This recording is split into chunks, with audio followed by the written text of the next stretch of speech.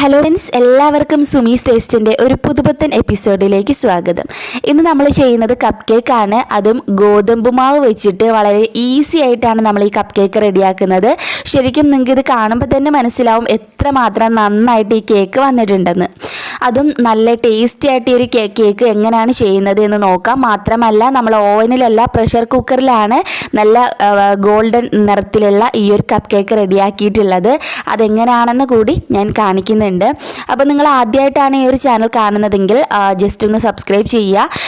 മാത്രമല്ല, സബ്സ്ക്രൈബ് ചെയ്യുമ്പോൾ കൂടി ഒരു കുഞ്ഞു ബെല്ലൈക്കൺ വരും. അത് മറക്കാതെ ഒന്ന് ക്ലിക്ക് ചെയ്ത് ഓൾ എന്ന ഓപ്ഷനിൽ കൂടി പ്രസ് ചെയ്ത് വെച്ചാൽ ഞാൻ ഇതുപോലെ വീഡിയോസ് അപ്ലോഡ് ചെയ്യുമ്പം നിങ്ങൾക്കതൊരു നോട്ടിഫിക്കേഷനായിട്ട് കിട്ടത്തുള്ളൂ. അപ്പോൾ ഈ ഒരു കപ്പ് കേക്ക് എങ്ങനെയാണ് നമുക്ക് റെഡിയാക്കുന്നത് എന്നൊന്ന് നോക്കാം. ഫസ്റ്റ് തന്നെ നിങ്ങൾ ക്ലീൻ ആയിട്ടുള്ളൊരു ബൗൾ എടുക്കുക. ഈ ബൗളിലേക്ക് ഞാൻ ചേർക്കുന്നത് നെയ്യാണ്. നെയ്യ് ഞാൻ ജസ്റ്റ് ഒന്ന് അടുപ്പിൽ വെച്ച് ഉരുക്കിയതാണ് കേട്ടോ. ഒരുപാട് അങ്ങോട്ട് ചൂടാക്കേണ്ട. നിങ്ങൾ ആദ്യം ഒരു ടീസ്പൂൺ നെയ്യ് ഒന്ന് ചൂടാക്കുക. എന്നിട്ട് ബാക്കി നെയ്യ് കുറച്ചുകൂടി ഒഴിച്ചിട്ട് തീ ഓഫ് ചെയ്യുക. എന്നിട്ട് ഒന്ന് മിക്സ് ചെയ്തുകൊണ്ടിരുന്നാൽ ഉരുകി കിട്ടും. അല്ലാതെ കൂടുതൽ സമയം ചൂടാക്കിയാൽ നല്ല അങ്ങ് ചൂടായി പോവും. ചൂട് വേണ്ട നമുക്ക് നെയ്ക്ക്, അതുകൊണ്ടാണ് പറയുന്നത്. 1/4 കപ്പ് നെയ്യ് ചൂടില്ലാത്ത നെയ്യാണ്, ചൂടാറിയിട്ടാണ് ഞാൻ ഒഴിച്ചത്. അതുപോലെ തന്നെ ഒരു 1/4 കപ്പ് പഞ്ചസാര പൊടിച്ചത് കൂടി ഇതിലേക്ക് ചേർത്ത് കൊടുക്കുക. എന്നിട്ട് ഇത് രണ്ടും കൂടിയിട്ട് നല്ലപോലെ അങ്ങ് മിക്സ് ചെയ്യുക. പ്രത്യേകം നോട്ട് ചെയ്യണം, നെയ്ക്ക് ചൂട് പാടില്ല. ചൂടാറിയിട്ട് നിങ്ങൾ യൂസ് ചെയ്യാവൂ. കാരണം അല്ലെങ്കിൽ പഞ്ചസാര മെൽറ്റായി ഇതിൻ്റെ ആ ഒരു പരുവം അങ്ങ് മാറിപ്പോവും. അപ്പോൾ ഇത് രണ്ടും കൂടിയിട്ട് നന്നായിട്ടൊന്ന് മിക്സ് ചെയ്തിട്ട് എടുക്കുക. ഇനി ഇതിലേക്ക് നമുക്ക് 1/2 കപ്പ് പാൽ കൂടി ഒഴിക്കാം. എൻ്റെ കയ്യിലിരിക്കുന്നത് 1/4 കപ്പാണ്. പിന്നെ പ്രത്യേകം ശ്രദ്ധിക്കുക, നിങ്ങൾ തണുത്ത പാല് യൂസ് ചെയ്യരുത്, തണുപ്പില്ലാത്ത പാല് യൂസ് ചെയ്യണം. അഥവാ തണുപ്പുണ്ടെങ്കിൽ ജസ്റ്റ് ഒന്ന് അടുപ്പിൽ വെച്ച് ആ ഒരു തണുപ്പ് അങ്ങ് മാറ്റിയിട്ട് വേണം ഇതിലേക്ക് ഒഴിക്കാൻ. തണുത്ത പാല് എടുക്കരുത്. ഇനി ഇത് ഇത്രയും കൂടിയിട്ട് നല്ലപോലെ അങ്ങ് മിക്സ് ചെയ്തിട്ട് എടുക്കാം. കട്ടയൊന്നുമില്ലാതെ മിക്സ് ചെയ്തെടുത്തിട്ട് ഇതിലേക്ക് നമുക്ക് ഒരു നുള്ള് ഉപ്പ് ചേർത്ത് കൊടുക്കാം. അടുത്തതായിട്ട് എൻ്റെ അടുത്ത് ബേക്കിംഗ് പൗഡർ ഇല്ലാത്തത് കൊണ്ട് ഞാനൊരു 1/2 ടീസ്പൂൺ തികച്ചെടുത്തിട്ടില്ല. 1/4 ടീസ്പൂണും കുറച്ചുകൂടി അളവിൽ ബേക്കിംഗ് സോഡ, അതായത് സോഡാപ്പൊടി എടുത്തു. ഇനി ഇതിലേക്ക് 1 ടീസ്പൂൺ അളവിൽ വിനാഗിരി കൂടി ഒഴിച്ചു കൊടുക്കുക. എൻ്റെ കയ്യിലിരിക്കുന്നത് 1/2 ടേബിൾ സ്പൂൺ അളവാണ്. അപ്പോൾ ഞാൻ 1 ടീസ്പൂൺ അളവിൽ വിനാഗിരിയും 1/2 ടീസ്പൂണും കുറച്ചുകൂടി അളവിൽ സോഡാപ്പൊടിയും, അത് രണ്ടും കൂടിയിട്ടാണ് എടുത്തിട്ടുള്ളത്. മിക്സ് ചെയ്തതിന് ശേഷം ഇതിലേക്ക് അങ്ങ് ഒഴിച്ചു കൊടുക്കുക.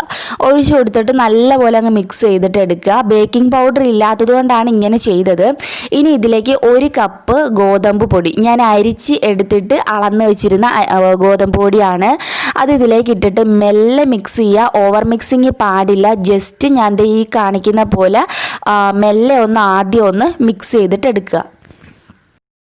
എല്ലാം കൂടെ മിക്സായി വന്നാൽ ലാസ്റ്റ് ഒന്ന് സ്പീഡിന്, ഒരുപാട് സ്പീഡ് എന്താ പറയുക, ഒരുപാട് നേരമല്ല, കുറച്ച് സ്പീഡിന് ഒന്നുകൂടി ഒന്ന് മിക്സ് ചെയ്താൽ ആ കട്ടയൊക്കെ മാറി നല്ല പെർഫെക്റ്റ് ആയിട്ട് കിട്ടുകയും ചെയ്യും. പിന്നെ നിങ്ങളിത് ഒരേ ഡയറക്ഷനിൽ വേണം ഇത് മിക്സ് ചെയ്യാൻ. തിരിച്ചിത് കറക്കി മിക്സ് ചെയ്യാൻ പാടില്ല. എങ്ങനെയാണോ നിങ്ങൾ ഒരു ഡയറക്ഷനിൽ മാത്രം മിക്സ് ചെയ്തിട്ട് എടുക്കണം. ലാസ്റ്റായിട്ട് 1-2 ടേബിൾ സ്പൂൺ അളവിൽ ട്യൂട്ടി ഫ്രൂട്ടി കൂടി ചേർത്തിട്ട് ഒന്നുകൂടി ഒന്ന് മിക്സ് ചെയ്തിട്ട് വെക്കുക. ഒരുപാട് ചേർക്കരുത്. ഇനി ഞാൻ ചെയ്യാൻ പോകുന്നത് എന്താണെന്നറിയോ, ഞാൻ എൻ്റെ കയ്യിലുള്ള ഇതുപോലൊരു ചെറിയ ബൗളാണ് എടുത്തിട്ടുള്ളത്. കുഞ്ഞു ബൗൾ, ഒരു സപ്പോർട്ടിന് വേണ്ടിയിട്ടാണ്. അതിൻ്റെ മുകളിലാണ് നമ്മുടെ കപ്പ് കേക്കിൻ്റെ കവർ ഇട്ട് കൊടുത്തത്. നിങ്ങൾക്ക് വേണമെങ്കിൽ ഡയറക്റ്റായിട്ട് ഈ കപ്പിൽ ഒഴിച്ചും ബേക്ക് ചെയ്യാം കേട്ടോ. ഇനി ഈ ഒരു കപ്പ് കേക്കിൻ്റെ മോൾഡ് ഇല്ലാത്തവർക്ക് അങ്ങനെ ചെയ്യാം. ഇനി നമുക്ക് കേക്ക് ബാറ്റർ മെല്ലെ ഇതുപോലെ ഒഴിച്ചു കൊടുക്കുക. ഞാനൊരു 1/4 ഭാഗത്ത് അളവിൽ കേക്കിൻ്റെ ബാറ്റർ ഒഴിച്ചു കൊടുത്തിട്ടുണ്ട്. 1/4 വേണ്ട കേട്ടോ, അതിനേക്കാൾ കുറച്ചുകൂടി കുറച്ചെടുത്താൽ മതി. കാരണം ഇത് പൊങ്ങി വരും, നല്ലപോലെ പൊങ്ങി വരും ഇത്. അപ്പോൾ എന്തായാലും ഇത് 3-ലും ഒഴിച്ച് എടുത്തിട്ടുണ്ട്. അപ്പോൾ ഫസ്റ്റ് നമുക്കിതൊന്ന് ബേക്ക് ചെയ്യാം. അപ്പം ബാക്കി ബാറ്റർ അടച്ച് ഒരു സൈഡിൽ തന്നെ വെക്കുക.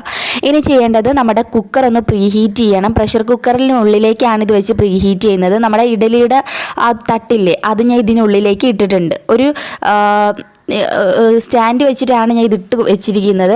ഇനി നമുക്ക് അടച്ച് വെച്ചിട്ട് ഒരു 5 മിനിറ്റ് പ്രീഹീറ്റ് ചെയ്യാം. 5 മിനിറ്റ് എടുക്കില്ല, ഹൈ ഫ്ലെയിമിൽ ഇടുകയാണെങ്കിൽ 2-3 മിനിറ്റിനുള്ളിൽ തന്നെ ഇതെല്ലാം നന്നായിട്ട് ചൂടായിട്ട് കിട്ടും. ഇപ്പം നന്നായിട്ട് ചൂടായിട്ട് കിടക്കുകയാണ്. നല്ലപോലെ പ്രീഹീറ്റ് ചെയ്തതിൽ വേണം നമുക്കിത് ഇറക്കി വെക്കാൻ വേണ്ടിയിട്ട്. അത് പ്രത്യേകം നോട്ട് ചെയ്യണം. ഇനി നമ്മുടെ കൈയൊക്കെ ശ്രദ്ധിക്കുക, നല്ല ചൂടായിട്ട് കിടക്കുകയാണ്. ഇത് ഇറക്കി വെച്ചിട്ട് നമുക്കിത് അടച്ച് വെക്കാം. അടച്ചു വെച്ചതിന് ശേഷം ലോ ഫ്ലെയിമിൽ ആക്കുക. അത് മറക്കരുത്. ലോ ഫ്ലെയിമിൽ ഇട്ടിട്ട് ഏകദേശം ഒരു അരമണിക്കൂറോളം എന്തായാലും വേണം ഇതൊന്ന് ബേക്കായിട്ട് വരാൻ വേണ്ടിയിട്ട്. അപ്പോൾ എന്തായാലും ഞാൻ ലോ ഫ്ലെയിമിൽ ഇട്ടു. നിങ്ങളൊരു അരമണിക്കൂർ കഴിഞ്ഞിട്ട് ഇത് തുറന്ന് നോക്കിയാൽ മതി. അപ്പോൾ എന്തായാലും ഒരു അരമണിക്കൂർ കഴിഞ്ഞു. നല്ല സൂപ്പറായിട്ട് വന്നിട്ടുണ്ട്. ഞാനിപ്പോൾ അരമണിക്കൂർ കഴിഞ്ഞ് തുറന്ന് നോക്കിയപ്പോൾ കുറച്ച് ബ്രൗൺ കളർ ആവാനുണ്ടായിരുന്നു.